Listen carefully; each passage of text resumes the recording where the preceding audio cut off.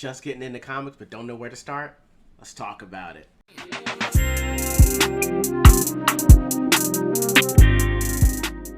Welcome back, everyone. I am Left Eye Ego, and I'm back. Sorry about not putting up a video last week. Still doing a little bit of moving around and Ego HQ. So hopefully next few weeks I'll have a new setup. Me and the Shiro are relocating out here, so we're just pardon the dust. That's why it looks so empty. Sans the flash on it I got out here. So what I wanted to do today is talk about people that are just getting into comics, or it's been a while since you read your last comic and you may not know where to start. I know that with the history of certain comics, with between DC and Marvel and some of even the independents, you've got characters that have 70, 80-year histories, and it can be hard just to figure out where to begin.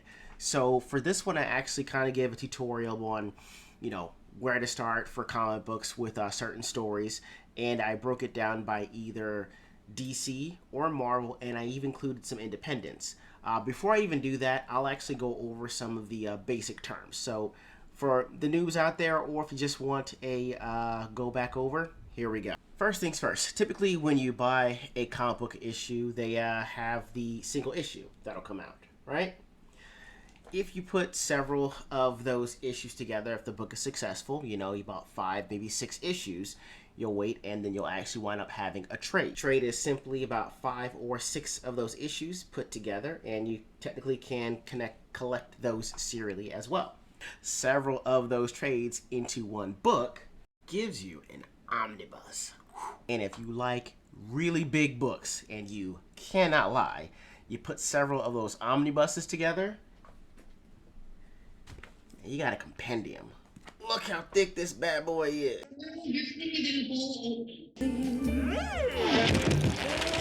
Again, either issues, trades, omnibus, or compendium. That's generally how it goes, whether it's Marvel, DC, or some of your independents. So now that I got that out of the way, what I wanted to focus on was this. We wanted to go over a close-ended story, which was just a story you can just jump right into. You don't necessarily need to know too much backstory. Everything's happening in one universe. You're not going to expect too many cameos. There's not really a multiverse going on. Story starts, has middle, has an end, no real follow-up. I'm going to do a 2 books from DC with an honorable mention, 2 books from Marvel with an honorable mention as well. The next thing we're going to focus on was going to be a series. Essentially that would be several of the issues put together in a trade, and several of those trades put together. So like a volume of a trade 1 through 8 or 1 through 9. I did 2 for DC, 2 for Marvel, 1 honorable mention for each. And when it comes to the independents, it's going to be kind of a mixed bag. I'll try to give you a close-ended story and a series, as well as one of the honorable mentions. And here we go. First thing we're looking at are going to be our close-ended stories for DC. So when it comes to that, for me, I actually liked this version right here. It's not Black Man. It's Batman Black Mirror by Scott Snyder. This one was very interesting to me because it's actually a detective story of Batman, but it's with Dick Grayson taking the mantle of Batman. It's just a quick backstory. It's after, I think it's Final Crisis, where Bruce Wayne dies, and then there's this big battle for the cowl, and Dick Grayson winds up getting it. So this is one of his first official cases on his own. And it's very interesting to see how he works with Commissioner Gordon, how he works with Oracle, and how he goes about solving crimes in his own unique way, sans Batman. And there's also his own version of the Joker. Not going to spoil it, but it was pretty decent for a close-ended story. Kingdom Come. This is really a classic, and I'm going to say for the reason that the art is beautiful. Alex Ross is a true artist. He's got a great attention to detail.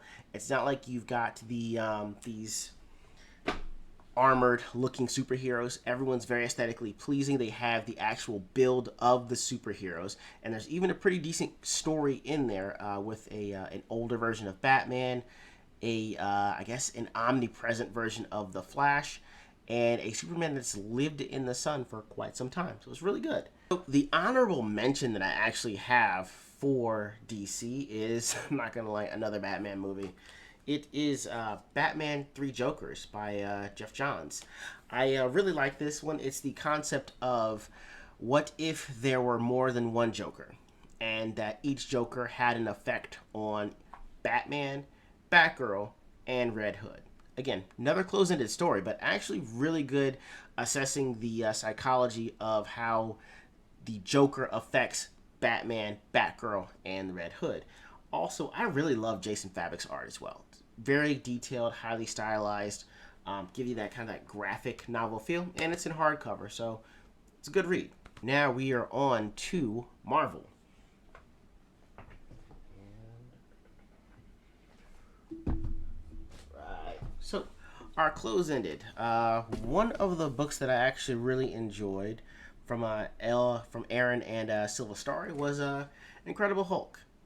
It's not going to spoil it, but it gives off more of the duality of Bruce Banner versus the Hulk, and we get to see what life is like if they were actually separated. Again, close-ended story from what I can recall, but it explains a little bit more of the psychology of the Hulk as well as Bruce Banner. The other one that I have, I actually don't even have in the collection with me. It's around here somewhere because, you know, Shira's gonna kill me because I unpacked some of these comics. I gotta put them back before she finds out, but otherwise I'm busted. But another one was actually Spider-Man Life Story. And the premise for that was essentially put forth by Chip Zdarsky a few years ago. It was saying that what if every single thing that happened to Spider-Man, from the loss of Uncle Ben, the loss of Gwen Stacy, meeting, marrying, and I think forgetting Mary Jane Watson, what if that all happened in a continuous lifetime? No breaks, no edits, no multiverses, no nothing. What would life look like for Peter Parker at 16 through 60? All of the things that went on in our world and in his, and how it would be for him now at that age. So it was actually a pretty decent read on there as well, and they're saying that if you've looking for just one story to read straight through and it's a complete closed loop, they suggest a lot of the of reading for the Spider-Man Life Story. Honorable mention, it's following out of the events of House of M and Messiah Complex, but it's an epilogue, so it's kind of a close-ended story as well. And this one's Get Mystique by Aaron. Essentially explains the relationship that Mystique and Wolverine have, and this hidden secret past that they share. You know, essentially because they're, you know, they don't really have an age on them because they're pretty much mutants that don't really allow them to age that badly. So it's actually Wolverine just trying to go after Mystique and his reasoning why. Now we're on to series, as in these were actually several volumes that were put together that you can actually read continually. It's a longer form story and not so closed end. So you wind up reading the volume, going on to the next volume, going on to the next volume, going on to the next volume until that arc is complete. So, all right. So for DC, first one I'm going to mention is The Flash. So I actually bought all the issues that wound up turning into the series trade for this one. It's the Blitz saga, Geoff Johns. You know, there was no way I was going to do a series without putting my Flash in. That's one of my favorite characters, especially this version that Geoff Johns brought out for Wally West. It's more of a different take than Barry, who's seen more of as a tragic hero, and it's contrasted with Wally, who's a little bit more upbeat. It's kind of going over the choices that Wally's made to get him to where he is, and how his version of Reverse Flash, or Hunter Zolomon, tries to take that all away from him.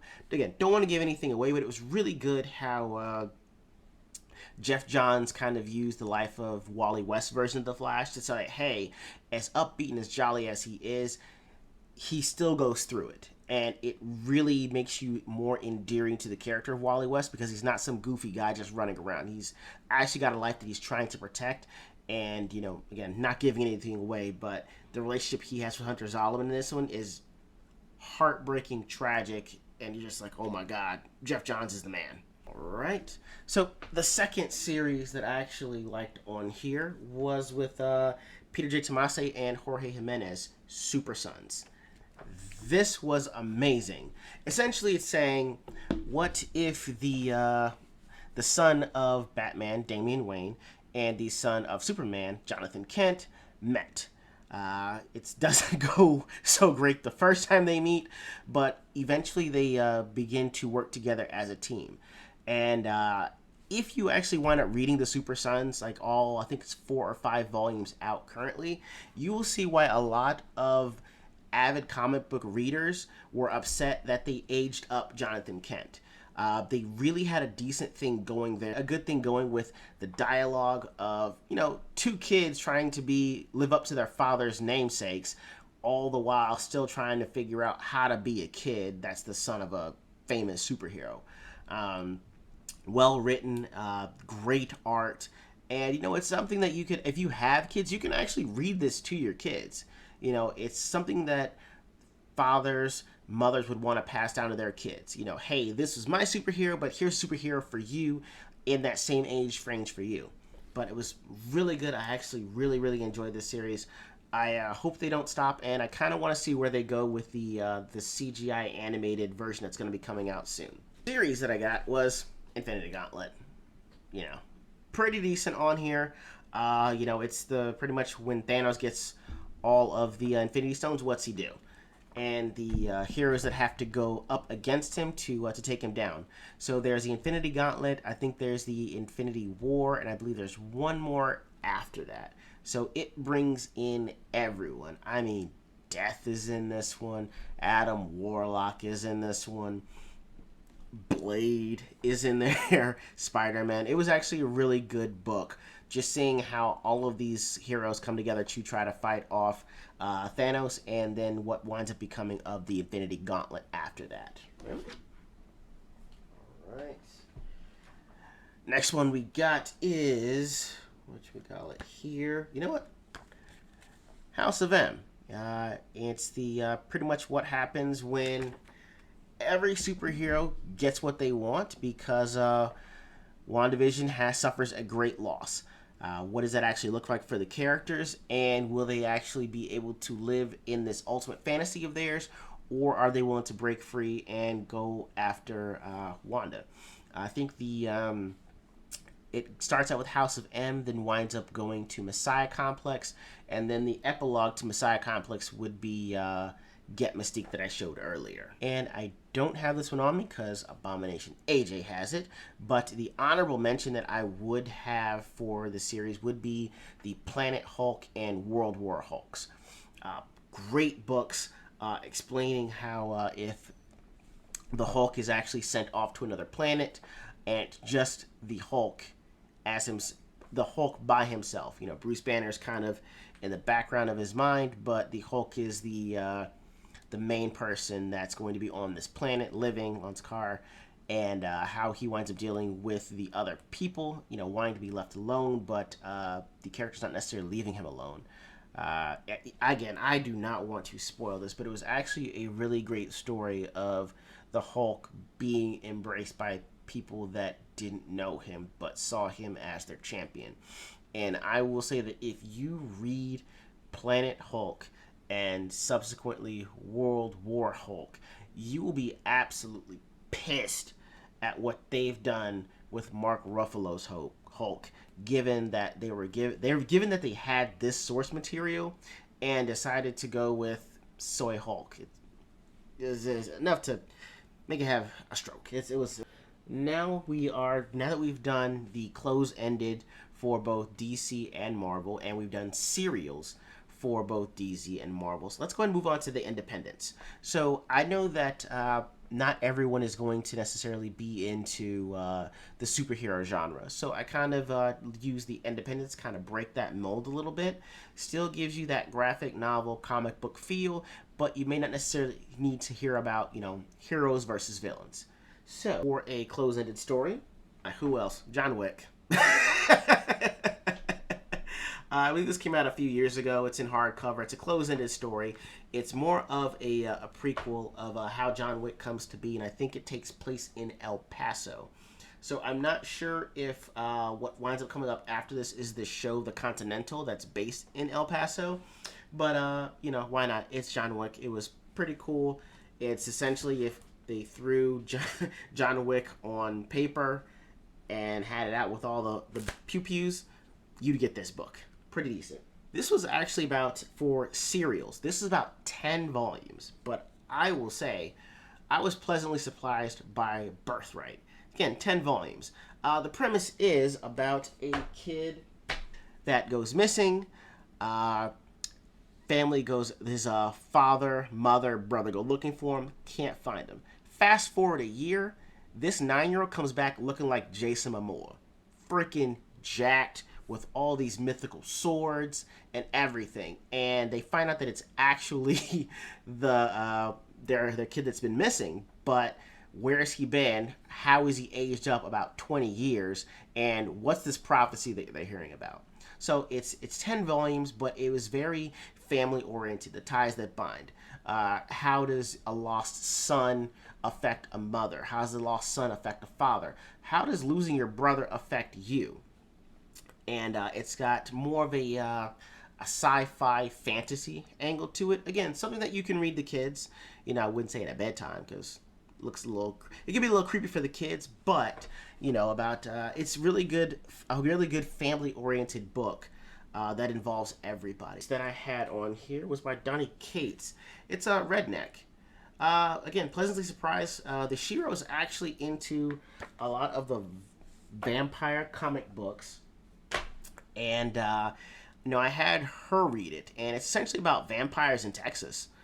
I know they sound completely like two different things, but it's well written to actually start you at these vampires in Texas, and then it will actually at some point take you back to show you how these vampires came to be and the alliances that they form and how they even wind up in Texas to begin with. So it's about 5 volumes. I think the 6th might be on its way. I'm not sure if there's a delay on that because it was supposed to come out several months ago. But yeah, I believe there are 5 current volumes with a possible 6th on the way.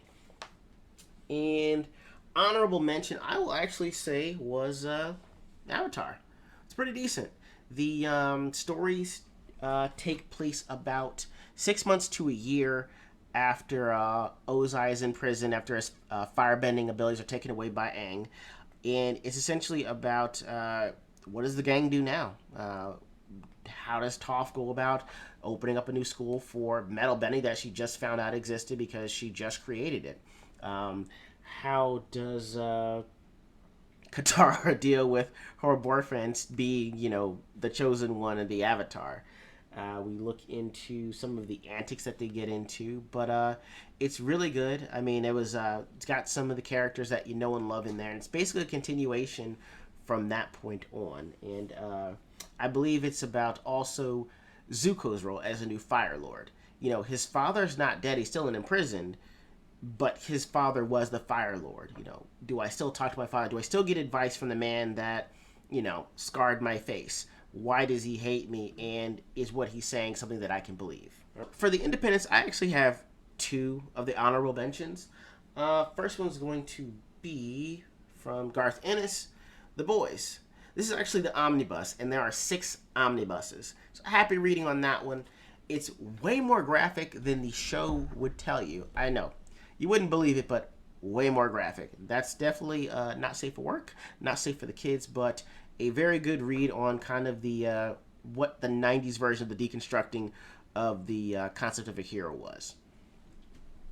And lastly, because I showed it to you earlier, and it was from Robert Kirkman, we got Invincible. So, as I was talking about earlier, this is a compendium.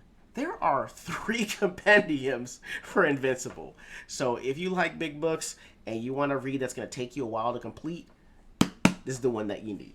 So with that, that's pretty much all that I've got on there. So hey, go out, give some happy reading. You've got some places on where to start if you want a close-ended story, you want to read a series, or you're down for that thick compendium life. All right, and actually in the comments, drop a few links for the books that are your favorite. Let me know what you guys liked, or a good series, or a good writer or artist that I should check out as well. In the meantime, Ego out.